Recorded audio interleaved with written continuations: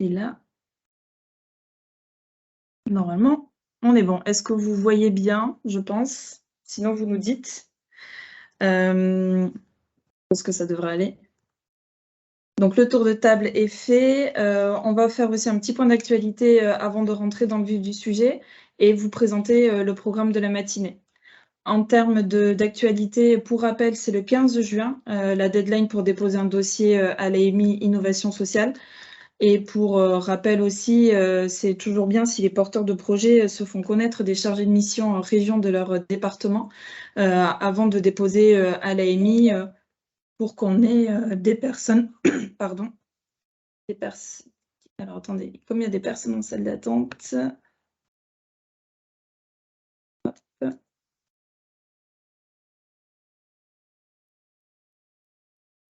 Je reprends. Donc voilà. Et aussi, Sylvie, si vous voulez en parler un petit peu de la rencontre du 31 août sur l'innovation sociale par le Labcom Destin.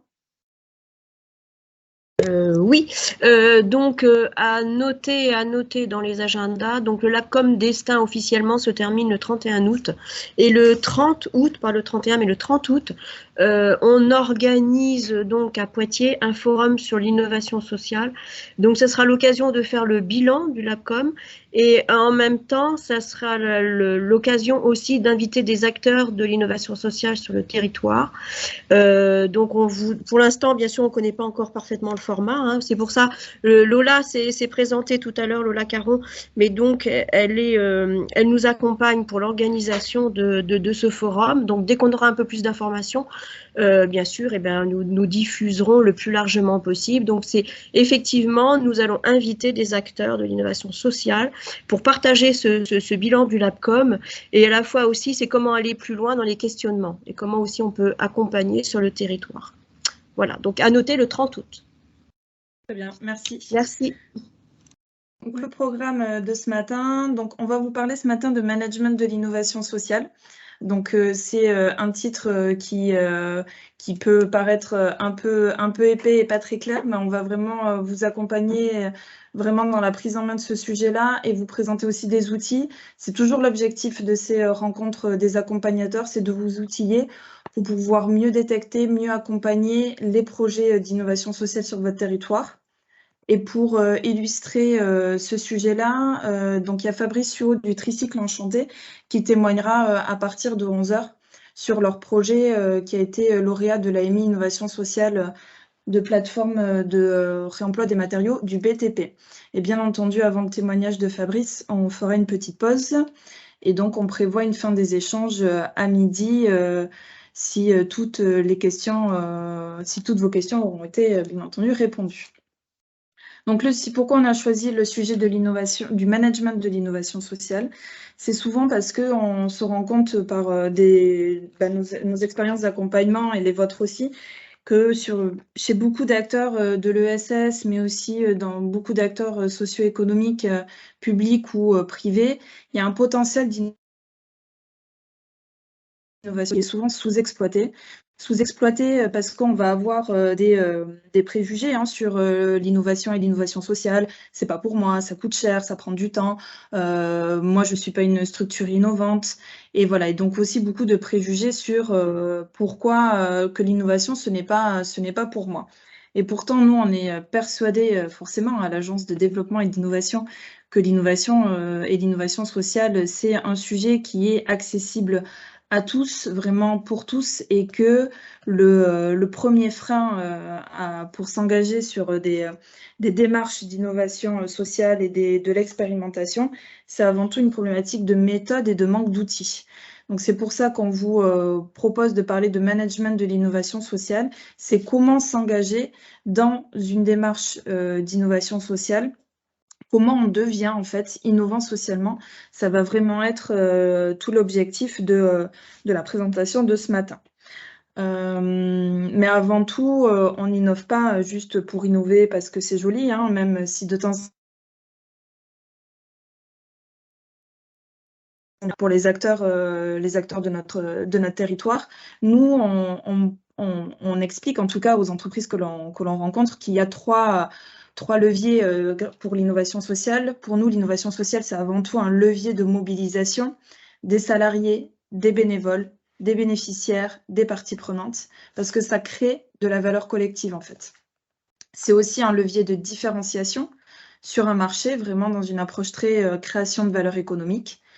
Et c'est surtout un levier de transformation par la création de valeur sociale et ou environnementale. Donc on va vraiment expliquer que pourquoi s'engager dans de l'innovation sociale, c'est que ça permet d'activer ces trois sujets de la mobilisation, de la différenciation et de la transformation. C'est aussi ce qu'on entend beaucoup, l'innovation sociale, c'est pas pour moi. Et pourtant, nous, on est persuadés que c'est à la portée de tous, parce qu'il y a différents types d'innovation. Tout le monde ne peut pas être SpaceX et lancer des fusées, c'est pas du tout l'objectif.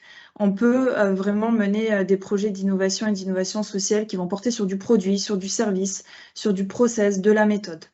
Il y a aussi différents types de degrés d'innovation. On peut avoir de l'innovation de rupture et on peut aussi avoir de l'innovation incrémentale. Et donc, c'est vraiment d'expliquer qu'à tous les acteurs qu'on rencontre, qu'ils ne sont pas obligés de se positionner sur des démarches d'innovation de rupture, ils peuvent être aussi sur de l'innovation incrémentale. Et que aussi l'innovation, c'est accessible à toutes les organisations, quelle que soit la forme juridique, quelle que soit l'ancienneté, quel que soit le secteur d'activité. On associe beaucoup le thème de l'innovation soit à des startups, parce qu'il y a aussi beaucoup de financement pour le financement de l'innovation sur ces jeunes pousses, mais c'est vraiment accessible à tout type de structure, et quelle que soit aussi la taille de l'organisation. Mais on est quand même aussi très honnête envers les organisations et de leur dire qu'il n'y a pas d'innovation sociale sans stratégie de développement bien définie. L'innovation, elle est vraiment au service d'une stratégie de développement et c'est pas l'inverse. Et on peut très bien avoir aussi une stratégie de développement de rester tel qu'on est aujourd'hui, vraiment de stabilisation du modèle, mais l'innovation, elle peut aussi venir alimenter ces stratégies-là. Il y a aussi une question de culture d'innovation. L'innovation chez vous, chez nous, c'est pas la même. Et donc, c'est important aussi que la structure, avant tout, elle ait défini ce qu'est l'innovation chez elle. Et donc, l'innovation sociale aussi. Et donc, ce que nous, on appelle culture d'innovation, c'est la coexistence entre des esprits opérationnels, donc comment on met en œuvre des projets, et aussi des comportements créatifs. Et donc, ça, on le verra bien plus en détail. Et aussi, pour devenir primo-innovant, donc innovant, de mener des premiers projets d'innovation, ce qu'il faut avant tout, c'est de la ressource temps, parce que l'innovation, c'est un temps long. Ça porte ses fruits à horizon 3-5 ans. Et il faut vraiment comprendre que ça va être la graine qu'on plante aujourd'hui qui va apporter ses fruits dans 3 à 5 ans, et que ça se prépare et que ça se met en œuvre sur des temps longs. Et c'est pour ça que la ressource principale sur des stratégies d'innovation, c'est le temps. Donc, comment innover? Ça, c'est souvent la question. Comment je me lance? Comment j'y vais? Ben, pour nous, ça passe par la mise en place de méthodes adaptées à la stratégie de développement, à la culture d'innovation et aux ressources disponibles. Et c'est ce qu'on appelle un système de management de l'innovation. Donc, le slide d'après, je vous préviens, il est un peu épais parce que c'est tout le schéma du management de l'innovation.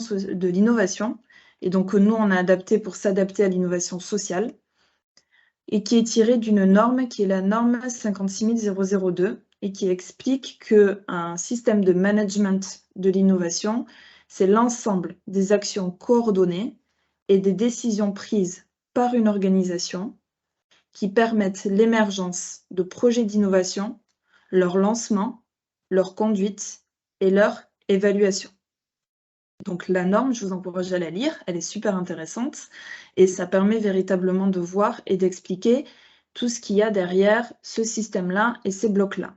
Et aujourd'hui, on va vous présenter véritablement tout ce système. On va rentrer dans le détail de tous les blocs pour vous montrer aussi comment vous pouvez activer certains blocs pour engager les acteurs que vous accompagnez dans des démarches d'innovation sociale. Sachant que tiré de notre expérience, les manques sur ce sujet-là vont beaucoup être autour de la partie opportunité, élaboration du projet d'innovation et évaluation. Et donc, c'est vraiment aussi sur ces 3 blocs-là que nous, à l'agence, on intervient le plus en accompagnement individuel. Et sur les autres blocs, ça peut être d'autres acteurs de la chaîne de valeur de l'accompagnement, ou ça peut être aussi développé directement en interne. L'idée, comme je vous le disais, c'est de pouvoir activer ces leviers et les ressources qu'ont les acteurs de l'ESS ou même tout autre acteur que vous accompagnez pour qu'ils puissent en fait générer de l'innovation et de l'innovation sociale. Donc le premier bloc, ça va être le bloc des opportunités. Donc derrière le bloc opportunités, en termes d'innovation sociale et de management de l'innovation sociale, on va parler de repérage des besoins. Donc comment on traite cette partie-là quand on accompagne un acteur sur ce sujet? Ça va être de lui demander comment est effectuée la veille. Mais la veille, qu'elle soit réglementaire, concurrentielle, marché, comment ils écoutent les besoins des bénéficiaires, de leur environnement, de leurs parties prenantes. Et aussi comment l'organisation est ouverte vers l'extérieur. Et par ça, on entend, est-ce qu'elle est membre de réseau? Est-ce qu'elle est membre, est-ce qu'elle participe à des colloques? L'idée, c'est de voir comment aujourd'hui, cette organisation, elle est en capacité à détecter un besoin non couvert qui est vraiment la première brique pour une innovation sociale. Comment elle détecte que son bénéficiaire, il y a un trou dans la raquette, il y a quelque chose à essayer. Donc ça va être le premier bloc, le repérage des besoins et comment ces besoins deviennent des opportunités en fait de génération d'innovation sociale. Deuxième bloc, l'élaboration du projet d'innovation. C'est à partir de l'opportunité, à partir du besoin identifié, comment on en génère, comment on en crée une innovation et une innovation sociale. Donc là, la question que nous, on pose, ça va être qui propose des solutions? Est-ce que ce sont les salariés, les bénévoles, la gouvernance, les bénéficiaires en direct? Comment ils proposent aussi ces solutions? Est-ce qu'il y a des temps qui sont réservés dans la semaine ou dans la vie de la structure pour proposer des solutions par rapport aux besoins identifiés précédemment? Ce qu'on pose aussi comme question, c'est est-ce qu'il y a un plan de financement qui est défini à chaque projet? Est-ce qu'ils sont en capacité de dire, bon, ben, pour tel besoin qu'on a identifié, telle solution qu'on envisage, on sait que ça va nous coûter tant ou que ça va nous ramener tant. C'est vraiment un point qui est important pour, on parle vraiment là pour le coup de gestion de projet et d'évaluation du coût en fait de l'innovation. Et aussi, on pose la question si l'organisation, elle s'adapte vite et bien à de nouvelles idées. Est-ce qu'elle est, si elle génère une innovation sociale, est-ce qu'elle va être en capacité à vite adapter soit une organisation de production ou alors commerciale pour pouvoir véritablement mettre sur le marché, diffuser son innovation sociale. Donc, est-ce qu'elle est à la fois flexible, mais est-ce qu'aussi elle est robuste en fait? Parce que s'adapter vite et bien, ça peut désorganiser beaucoup de choses. Et donc, il faut aussi trouver le bon équilibre entre la flexibilité et la robustesse de son organisation.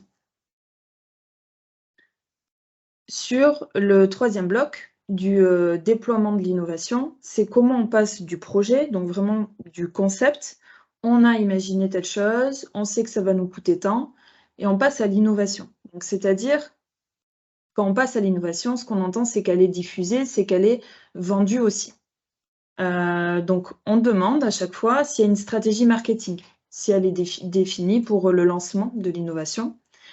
Quelle est la force commerciale de la structure, ses outils, et aussi comment est gérée la relation client, donc la relation bénéficiaire. Donc ça va être de voir comment l'innovation sociale est diffusée et comment ils gardent aussi le contact avec les bénéficiaires pour avoir des retours terrain, pour pouvoir réaméliorer ou rechanger l'innovation, ou aussi pour voir quand on est vraiment sur une innovation qui est sociale, qui est vendue, qui est commercialisée, comment ils gèrent cette partie relation client. C'est souvent aussi sur un des points sur lesquels les acteurs de l'ESS peuvent avoir des faiblesses et ça demande beaucoup de pédagogie et aussi beaucoup de formation pour travailler ces aspects-là. Sur la partie évaluation, donc dans le schéma global, c'était le gros bloc qui était en dessous. Ça va être l'adéquation entre ce que nous, les outils et les ambitions. À savoir, quels sont les critères de sélection des opportunités, des projets. À partir du moment où une structure a identifié un besoin à répondre, comment elle décide qu'elle va y répondre en fait? Selon quels critères? Est-ce que c'est l'adéquation avec le projet social? Est-ce que c'est en fonction du coût du développement de l'innovation? Est-ce que c'est en fonction du temps disponible alloué à ce type de projet-là? Quels sont véritablement les critères qui vont leur dire ça on y va, ça on n'y va pas? Et ça, c'est important aussi, ça c'est vraiment l'un des premiers process d'innovation, c'est d'avoir ces critères de sélection qui permettent de dire ça c'est pour nous, ça c'est pas pour nous. Le deuxième point, c'est comment évaluer le ratio effort-risque. Donc ça, c'est vraiment de voir avec la structure comment elle évalue que tel projet, ça va lui faire prendre peut-être, ça va lui demander énormément d'efforts, mais que ça peut porter des fruits, pas des fruits. C'est comment ils arrivent à évaluer ce ratio-là. Et une fois aussi que les projets sont lancés, quelles sont les conditions d'arrêt ou de poursuite de ces projets? Ça, on va être souvent sur des critères de soit chiffre d'affaires généré, soit aussi s'il y a de la mesure d'impact, si les résultats sont en termes de potentiel de transformation sociale. C'est vraiment comment eux, ils mettent, est-ce qu'ils mettent déjà un curseur? Est-ce qu'ils mettent une limite? Et si oui, laquelle? Et après, on leur demande aussi comment sont analysés les échecs et les succès. Est-ce qu'ils ont cette capacité-là à regarder ce qu'ils ont fait, ce qui a échoué et ce qu'ils en ont appris? Donc, on va vraiment être sur l'évaluation, en fait, à la fois du process dans sa globalité et aussi du passage d'étape en étape. Donc ça, c'est aussi un des blocs sur lesquels on intervient le plus, notamment sur la partie critères de sélection, conditions d'arrêt ou de poursuite. Parce qu'on voit énormément de structures qui se lancent dans des projets d'innovation sans forcément évaluer le temps ou le coût, en fait, le temps et l'investissement que ça demande, et à se retrouver complètement dépassées par des projets qui déraillent. Donc, en posant cette question-là et en les aidant à définir ces critères, on met un peu un garde-fou à des stratégies d'innovation qui peuvent être tout azimut. Et sur l'innovation sociale, on va beaucoup être sur des critères d'adéquation, innovation sociale, projet social de la structure, d'adéquation aussi avec les bénéficiaires. On va être, par rapport à de l'innovation classique, je dirais qu'il y a ce critère en plus, alors que sur l'innovation classique, on va vraiment être plutôt sur des critères d'investissement matériel, financier et en temps passé. Donc ça va être un point aussi important qui permet aussi de rassurer les directeurs ou les dirigeants de structure en disant qu'avec des garde-fous, ça permet aussi de bien mesurer, bien d'évaluer ce ratio effort-risque dans la mise en œuvre d'innovation. Les blocs qui étaient au-dessus, donc il y avait stratégie d'innovation, donc les différentes composantes d'une stratégie d'innovation. Ça va être déjà, comme je le disais en introduction, la partie stratégie de développement. Comment l'entreprise ou l'organisation se voit à horizon 3 à 5 ans? Ça, on pose toujours la question, nous, en diagnostic. Comment est-ce qu'ils se voient dans 5 ans? À savoir, est-ce qu'ils veulent rester tels quels? Est-ce qu'ils veulent développer une nouvelle offre de service? Est-ce qu'ils veulent embaucher beaucoup plus de salariés? Comment est-ce qu'ils se voient à horizon 5 ans? Et du coup, cette stratégie-là, est-ce qu'elle est définie et partagée avec les salariés, avec les bénévoles, avec les parties prenantes? Est-ce qu'elle n'est pas uniquement dans la tête du dirigeant ou est-ce qu'elle est vraiment élaborée et partagée en coopération en fait avec l'ensemble des ressources et des ressources humaines dans l'organisation? Ce qu'on pose aussi comme question, c'est si les responsabilités sont clairement établies. Voilà, qui décide quoi, quel est le niveau de prise de décision et quels sont aussi les outils de prise de décision. Est-ce que quand on décide de mener une innovation sociale, est-ce que c'est tel ou tel organe de gouvernance qui décide, on y va, on n'y va pas? Voilà, comment c'est défini? Quelle est la culture d'innovation? Et est-ce que les dirigeants sont concentrés? Alors, attendez. Je vais arrêter le partage pour faire entrer la personne.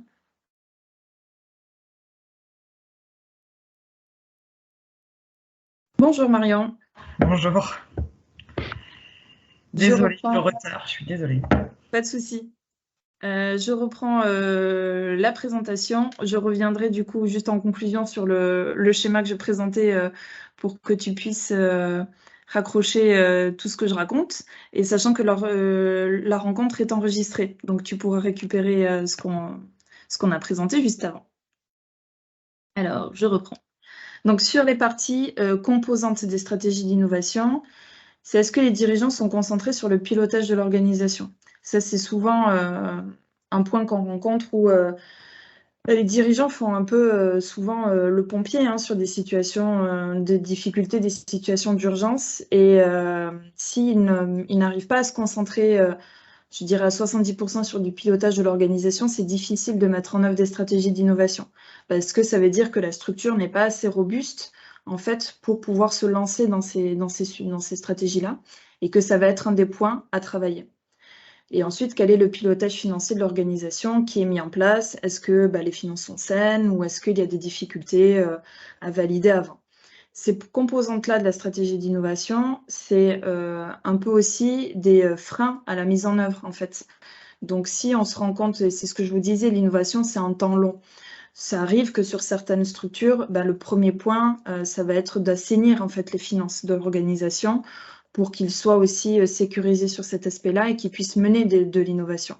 Les dirigeants, s'ils n'arrivent pas à se concentrer, ou l'équipe dirigeante, s'ils n'arrivent pas à se concentrer quasi uniquement sur le pilotage de l'organisation, ça ne va pas donner non plus des conditions favorables à la mise en œuvre de stratégies d'innovation et d'innovation sociale. Donc, c'est important aussi de pouvoir peut-être se rendre compte qu'il faut recruter une autre personne, mettre en œuvre une organisation différente pour pouvoir mener à bien ces stratégies d'innovation. Et ensuite, les actions transverses. Donc, ça va vraiment être tout ce qui va être gestion des ressources humaines, à la fois en termes de gestion des compétences des salariés bénévoles déjà présents, s'il y a des problématiques de recrutement. Et puis, il y a un des points particuliers que nous, on aime bien aborder, c'est celui de la propriété intellectuelle et de la relation aux parties prenantes. Parce qu'une innovation sociale, ça peut se protéger, mais aussi à ce niveau-là, on évalue comment les relations avec les parties prenantes, s'il y a du co-développement d'innovation sociale, s'il y a des conventions de partenariat pour pouvoir véritablement encadrer aussi un peu les droits et les devoirs de chacun, les moyens mis en œuvre, et que ça puisse se passer le plus sereinement possible. Donc, je vais reprendre le gros schéma du début en conclusion de ma très longue présentation. Donc, comme je vous le disais, ça, ce schéma-là, c'est un système de management de l'innovation sociale.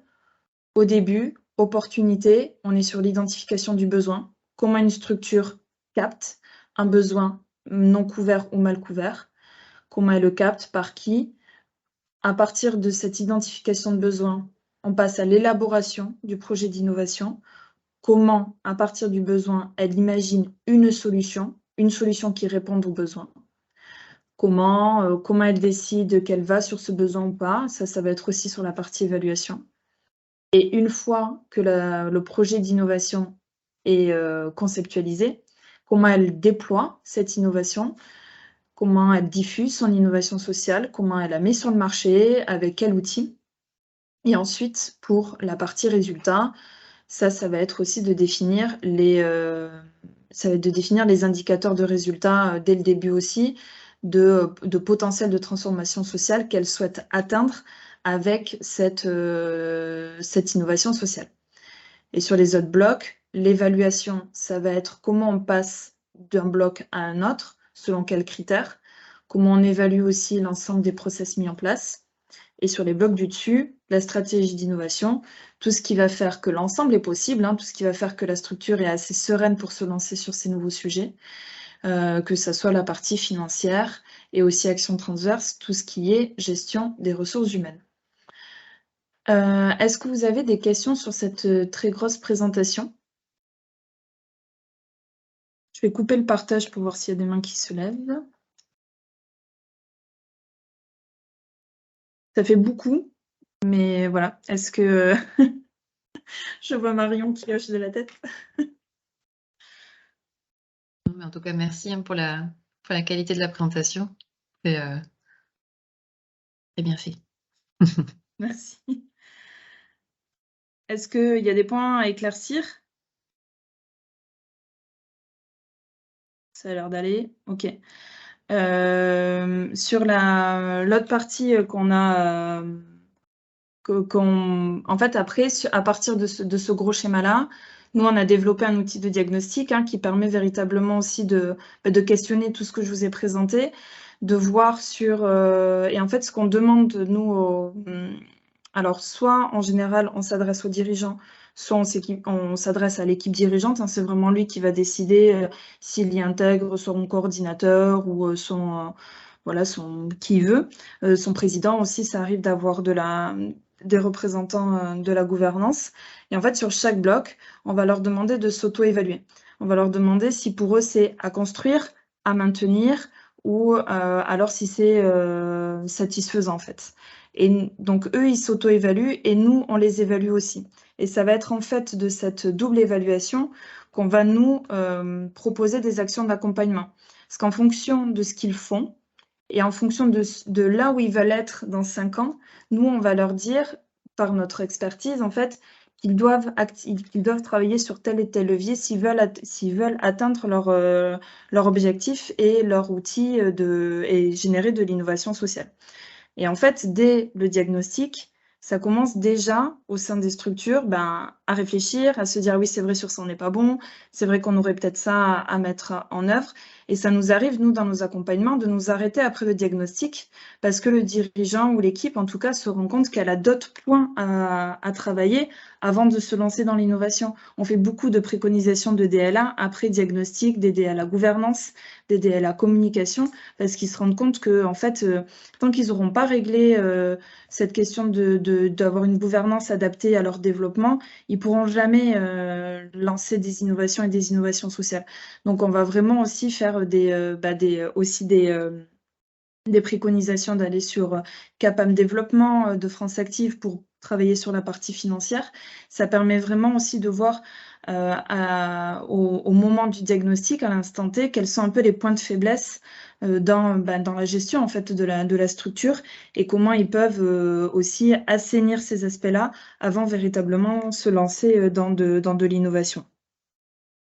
Et ce qu'on explique aussi, c'est que la culture d'innovation, elle est de 2 ordres. Il y a une première qui va être une culture d'innovation d'appropriation, c'est-à-dire que comment la structure est en capacité à intégrer des innovations ou des innovations sociales générées par d'autres, mais qui peuvent répondre à ses besoins. Donc ça, c'est la première culture. Et la seconde, c'est une culture d'innovation de création, comment elle est en capacité à générer elle-même ses propres innovations et innovations sociales. Mais à l'échelle d'une structure, c'est jamais soit l'un soit l'autre. On n'est jamais sur 100% d'appropriation ou 100% de création. On va être sur des équilibres. Au début, sur des entreprises qui ne sont pas innovantes, on va être sur peut-être 90% d'appropriation d'innovation, 10% de création. Et que c'est à eux aussi à définir dans leur culture d'innovation, est-ce qu'ils veulent rester à ce niveau-là ? Ou est-ce qu'ils veulent être en capacité, à horizon 5 ans, de passer sur une plus grande importance de la partie création d'innovation que de la partie appropriation. Et après, pour chaque culture, il y a des outils, il y a du financement, il y a de l'accompagnement. Et vraiment, ce que nous, on essaye, en tout cas dans toutes nos interventions, dans tous nos accompagnements, c'est vraiment de désacraliser ce sujet de l'innovation et de l'innovation sociale et de dire que c'est à la portée de tout le monde. C'est vraiment, il n'y a pas, voilà, c'est pas générer, c'est pas créer une fusée demain, l'innovation. C'est vraiment répondre déjà à un besoin de son territoire, à un besoin de ses bénéficiaires et que ça, ils sont tous en capacité déjà à identifier le besoin. Et ils sont tous aussi en capacité à imaginer une solution à ce besoin-là. Et qu'après, sur le reste, s'ils ne sont pas en capacité à déployer, diffuser, vendre une innovation, il y a d'autres mécanismes qui peuvent prendre le relais, de la coopération, ça peut être du transfert de savoir-faire. Il y a d'autres choses qui peuvent prendre le relais s'ils ont vraiment cette envie et cette stratégie aussi de se lancer sur ces terrains-là. Donc, c'est aussi pour ça qu'on a choisi ce sujet-là aujourd'hui et de vous le présenter. C'est pour un peu comme vous le faites tous, mais de continuer à porter cette bonne parole que l'innovation sociale, elle est possible, elle est accessible à tous. Et ce que ça demande, même si ça a l'air très facile quand je le dis, c'est des méthodes et c'est du temps. Et tout l'accompagnement que nous on propose et que vous êtes aussi que vous aussi vous proposez, c'est d'avoir des outils qui sont adaptés au temps disponible et à l'envie de la structure. Et clairement, il y a un outil que moi, dans beaucoup d'accompagnements, on propose, ça va être de mettre en œuvre une matrice de sélection de projets d'innovation.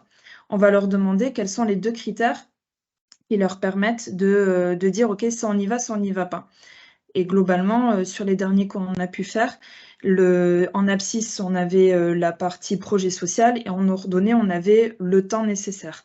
Et en leur expliquant, dès que vous avez une idée d'innovation sociale, vous prenez un post-it et vous la mettez sur cette matrice-là. Est-ce que ça correspond au projet social? Oui, non. Si on est sur une innovation qui répond à un projet social et qui ne demande pas beaucoup de temps, ben on y va. Si c'est une innovation sociale qui ne répond pas trop au projet social et qui va demander énormément de temps, ah ben ça, on oublie. Et donc déjà, juste de figurer sur une matrice avec 2 critères que eux définissent et que nous, on peut les aider à définir, ça leur permet déjà de faire une première présélection des idées. Et en fait, d'avoir ces outils-là, ces méthodes-là, affichées dans la salle de pause ou utilisées une fois par an en AG, c'est eux qui décident de l'usage de ces outils-là. C'est déjà un process d'innovation et c'est déjà s'engager dans l'innovation. Ça va générer ses fruits peut-être à horizon 5 ans, mais c'est déjà une première étape. Et ça demande c'est une culture, voilà, c'est de savoir bien le présenter. Et quand on met en place ces outils-là, beaucoup d'acteurs de l'ESS nous demandent d'intervenir en AG pour présenter à l'ensemble des salariés, des bénévoles, de la gouvernance, d'expliquer ce que nous on a fait, pourquoi on l'a fait, et voilà ce qu'il leur reste à faire aussi une fois que nous l'accompagnement se termine. Et donc moi ça m'est arrivé d'intervenir très souvent en AG pour faire une présentation comme je vous l'ai faite là, mais en version bien plus concentrée, pour expliquer en fait comment on s'engage dans des démarches d'innovation et à quel point c'est accessible à tous. Est-ce que toujours pas de questions? Continue. Juste peut-être, Béatrice, moi je me demandais, tu sais, sur le côté, justement par rapport à ça, que effectivement c'est accessible à pas mal de structures ou à toute structure, et bien, tu sais, clarifier que l'innovation, elle peut être vraiment sur une partie de l'activité. Souvent, on pense que toute la structure fait l'innovation sociale, donc se dire, en fait, tout le reste, ça peut être justement voilà, beaucoup plus rassurant, beaucoup plus confortable. On est sur des modèles existants et tout ça, et puis qu'il y a vraiment une petite partie des fois de l'activité qui peut être sur des projets d'innovation, et d'arriver à bien le repérer, en fait, ce type d'activité. Et je me demandais aussi, parce que nous, au niveau de l'incubateur d'innovation sociale, on a quand même beaucoup en création, en sachant que l'incubateur peut tout à fait être sur des projets, on a quelques-uns, mais des fois qui vont pas jusqu'au bout à rentrer dans l'incubateur, de structures déjà existantes qui ont pour une partie une activité sur laquelle elles se disent, là, il y a de l'innovation, il n'y a pas de modèle, enfin voilà, il y a vraiment ce côté très expérimental. Donc je me disais, c'est dans l'orientation, tout à l'heure, tu disais, il y a des choses à faire avant, et même dans les structures, parce que c'est vrai que là, on parle pas mal de structures déjà existantes, peut-être, tu vois, qu'on a peut-être, en tout cas, moins, nous, sur les promos, on a, en tout cas, c'est pas majoritaire sur les structures qui existent déjà. Et je me dis, il y a aussi une culture d'aller sur les structures qui existent déjà vers des acteurs d'accompagnement comme les incubateurs, où on peut tout à fait accompagner ces structures-là qui réfléchissent pour une partie de leurs activités, c'est une nouvelle activité, être accompagnées sur leur projet d'innovation sociale. Enfin, c'est juste parce que je pense que dans l'impression, des fois, dans l'impression, c'est des structures qui sont déjà là depuis 10 ans, 15 ans, 20 ans, et qui vont pas aller forcément vers un incubateur d'innovation sociale. Alors que voilà, c'est hyper intéressant, que le contenu est adapté et qu'il y a les mêmes réflexions sur ces structures-là. Oui, c'est vrai que c'est sûr que c'est plus facile d'être primo-innovant quand on démarre, parce que c'est une page blanche et que c'est plus facile mettre en œuvre quelque chose qui, à partir de rien, que de réinterroger ce qu'on a déjà fait et comment on l'a fait et d'adapter ces process-là. Donc c'est sûr. Mais voilà, c'est accessible à tous et on le voit aussi même sur des projets en incubation. Ils n'ont pas forcément non plus les outils de management de l'innovation sociale comme ils pourraient en mettre en œuvre. Ils vont avoir un projet social très bien défini, ils vont avoir une innovation sociale très bien définie, mais passer le cap d'en avoir généré une et d'en générer d'autres et d'être en capacité d'en générer d'autres, c'est souvent plus difficile en fait. Et c'est sur ça aussi qu'il y a un levier d'innovation, c'est comment on ne reste pas forcément sur nos acquis et comment on est toujours aussi en train de réévaluer ce qui est fait et ce qui reste à faire. Est-ce qu'il y a d'autres remarques? C'est bon, je continue. Vous aurez bien entendu le PowerPoint, ça, il n'y a pas de souci. Alors, du coup, sur les 3 premières étapes, en général, qu'on voit, nous, avec les acteurs, ça va être de leur demander de faire le bilan. Qu'est-ce qui a déjà été expérimenté, testé? Les échecs, ça compte. On en prend tout autant de nos échecs que de nos réussites. Quels résultats? Est-ce qu'ils étaient satisfaits et pourquoi? Déjà, de leur demander ce qu'ils ont déjà testé, parce la plupart vont dire, bah non, nous, on n'est pas innovants. Derrière, on leur dit, oui, vous avez forcément essayé quelque chose. Et voilà, d'en parler et de reprendre en fait tout le process et de dire quel était le besoin à la base de cette idée-là, qui a proposé la solution, dans quel cadre, pour quel résultat. C'est vraiment de reprendre le process à partir d'un exemple. Donc ça déjà, ça permet de voir ce qui existe comme méthode et comme outil de management de l'innovation sociale. La deuxième étape, c'est la créativité dans tout ça. Est-ce qu'ils permettent l'expression d'idées nouvelles? De la part de qui? Et d'où viennent ces idées-là? Ça va vraiment être de voir s'il y a des espaces et des temps qui permettent d'énoncer soit j'ai eu cette idée-là, j'ai cette envie-là, et de voir comment ils placent la créativité au cœur de leur process. Et la troisième étape de l'idée à l'innovation, c'est comment ils sélectionnent les idées qu'ils lancent, quels critères, qui prend la décision et est-ce qu'ils évaluent les ressources nécessaires.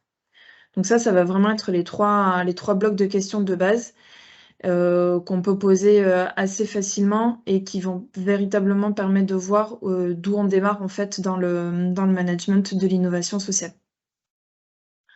Ensuite, sur nous, après les 3 premiers leviers d'innovation sociale que nous, on a identifiés et sur lesquels on fait en général les premières préconisations, c'est de mettre en place des veilles partagées entre les salariés et la gouvernance. C'est vraiment, alors, une veille partagée, ça peut être très large, hein, ça peut être quand il y a des réunions, quand il y a des AG, de garder toujours un temps d'échange de signaux faibles, d'envie, de captation d'informations. C'est comment ils partagent en fait leur vision en fait de leurs bénéficiaires, du territoire sur lequel ils interviennent, des besoins qu'ils couvrent ou pas, et vraiment de voir comment ils travaillent sur cet aspect-là. Et ensuite, moi, je préconise toujours de mettre en place de la formation à l'intelligence collective.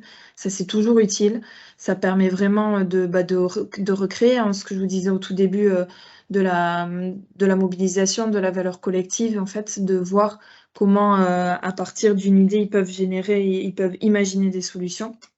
Et après, de définir les conditions d'arrêt ou de poursuite des idées, des projets et des innovations pour éviter que ça déraille, pour éviter voilà, que ça déraille soit en termes d'investissement, soit aussi en termes de projet social, pour éviter qu'ils s'engagent sur des choses sur lesquelles ils vont peut-être se sentir un peu dévoyés sur leur projet social. Donc ça va être les 3 premiers d'innovation sociale que nous, on a identifiés au fur et à mesure des accompagnements qu'on a pu faire et sur lesquels on peut accompagner assez facilement parce qu'on l'a déjà fait et sur lesquels on a des retours d'expérience. Sur la partie veille partagée, pour vous donner un exemple concret, c'était une fondation d'EHPAD, donc donc c'est quand même une grosse structure, il y avait un siège, il y a 12 établissements. les directeurs d'EHPAD, en fait, ils avaient un peu des idées tout azimut et de temps en temps, le siège avait l'impression que ça lui filait un peu entre les doigts. Donc, ce qu'on a défini dans l'accompagnement, c'est les thématiques sur lesquelles c'était important de faire de la veille et de définir lesquelles étaient portées par les directeurs d'établissement, lesquelles étaient portées par le siège social.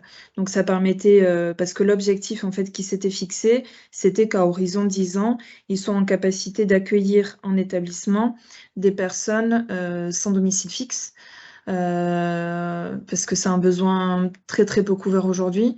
C'est des personnes qui vieillissent bien plus vite, bien différemment par rapport à d'autres personnes avec d'autres besoins. Et donc, ça demande d'adapter toute une organisation pour répondre à ce besoin-là.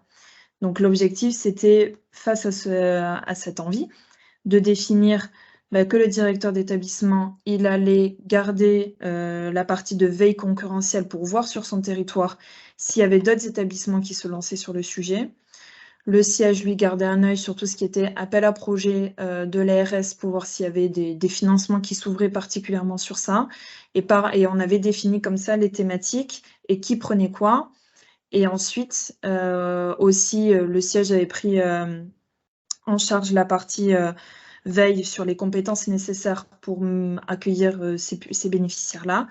Et ensuite, on avait mis en place un outil de veille partagé sur lesquels les directeurs d'établissement poussaient l'information que eux captaient, le siège faisait pareil, et après, dans leurs points réguliers de réunion de direction, ils échangeaient, ils mettaient en commun cette veille-là, et ça leur permettait, et voilà, c'est en fait déjà de faire ce travail-là, c'est un process en fait, c'est un outil, c'est une méthode qui permet de partager une veille en lien avec une stratégie et un besoin en termes d'innovation. Sur de la mise en place de formation en intelligence collective, ce qu'on a l'habitude de faire, c'est qu'on va animer au sein des structures, nous, des ateliers d'intelligence collective en fonction d'un sujet qu'ils nous donnent. Et on demande toujours à ce que ces ateliers ils soient co-animés avec une personne de la structure. Un salarié, un bénévole, n'importe qui, mais qu'on soit deux en fait. Et on met en place des cycles en général de 4 ateliers. Tout ce qu'on va faire, c'est qu'au fur et à mesure, moi, mon intervention, elle va diminuer, celle du salarié, elle va augmenter pour qu'il soit autonome sur l'animation d'atelier et en général, il complète toujours par une formation d'un ou deux jours plutôt, sur de l'intelligence collective. Et ensuite, sur la définition des conditions d'arrêt ou de poursuite, c'est ce que je vous expliquais tout à l'heure. C'est cette matrice-là, définir les 2 critères qui permettent de dire là on y va, là on n'y va pas, et de les encourager très fortement à le mettre dans la salle de pause pour que dès qu'un salarié, un bénévole, n'importe qui a une idée, il puisse la mettre à l'épreuve de ce qui a été décidé collectivement en termes de conditions d'arrêt ou de poursuite, et après de reprendre, de vraiment marquer des temps assez régulièrement dans l'année où on reprend l'ensemble des idées pour repartager collectivement les choix qui ont été faits et décider lesquels sont véritablement mis en œuvre. Donc ça, c'est des exemples très concrets d'accompagnement qui ont été mis en place et sur lesquels c'est assez... voilà, c'est souvent ces besoins-là qui reviennent, en tout cas aujourd'hui, sur des structures de l'ESS notamment, qui ont des potentiels d'innovation sociale non sous-exploités, je dirais. Est-ce que vous avez des questions sur ça?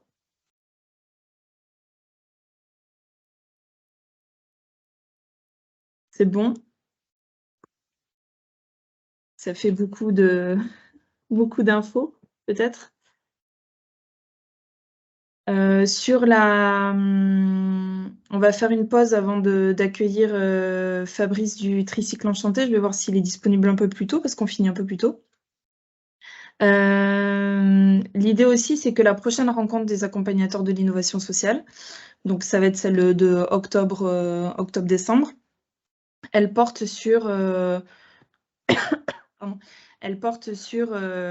grille SRL qui a été développée par le LabCom Destin, donc de Social Readiness Level, qui permet aussi de continuer sur cette thématique-là du management de l'innovation sociale et de voir quels sont les différents degrés en fait d'innovation sociale, du concept à une innovation mise sur le marché, et de vous présenter cette grille-là pour que vous ayez sur l'année 2022 un package complet sur sur les démarches en fait, d'innovation sociale. Vu qu'on a un petit peu d'avance, est-ce que sur ces rencontres de l'innovation sociale, vous avez d'autres besoins, d'autres sujets que vous souhaiteriez qu'on aborde?